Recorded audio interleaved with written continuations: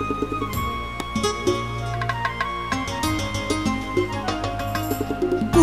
tine, doar cu tine vreau să fiu și o știi bine. 10 vieți de-aș trăi, tot pe tine te-aș iubi. Vreau să-ți dau iubire, să fiu numai cu tine. O noapte dacă-mi dai, fericire o să ai. Tu te joci cu vorbele, să vrăjești femeile.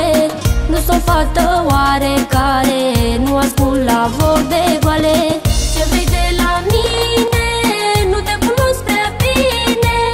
La tot ce ai spus, nu-ți dau niciun răspuns. Băi, señorita, nu mai fă cu mine pe timid. Dacă știu tot fac ce urmărești.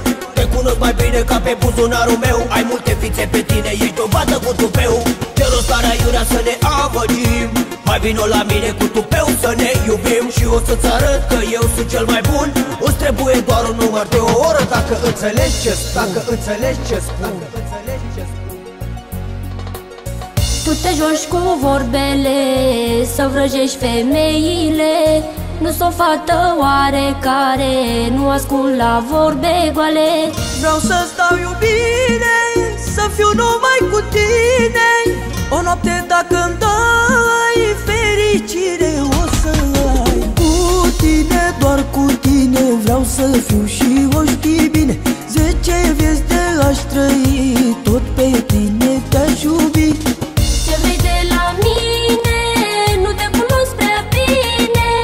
La tot ce ai spus, nu-ți dau niciun răspuns. Hei, dă-te mai aproape, să trecem la fapte, la noapte. Hei, oh, hai să ne detrăbălăm. 1, 2, 3, perite reghetor. Ce să fac, cum să fac, ca să-ți fiu pe plac. Și poate așa o să scot figurile din cap. Ce faci tu, te crezi în telenovele?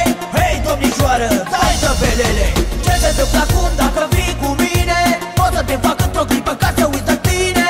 Eu zic că-i bine, stai un pic dacă te ține și ascultă mesajul ăsta de la mine. Cu tine, doar cu tine vreau să fiu și o știi bine. 10 vieți de-aș trăi, tot pe tine te-aș iubi. Ce vrei de la mine, nu te cunosc prea bine. La tot ce ai spus, nu-ți dau niciun răspuns. Hei, spune tu. Te-ai hotărât sau nu? Ce mai vrei, bă, de la ea? Bă, tu stai în banca ta. Spune tu. Chiar insist. Vrei să fii prietena mea? Zacu, Alex și Eliza.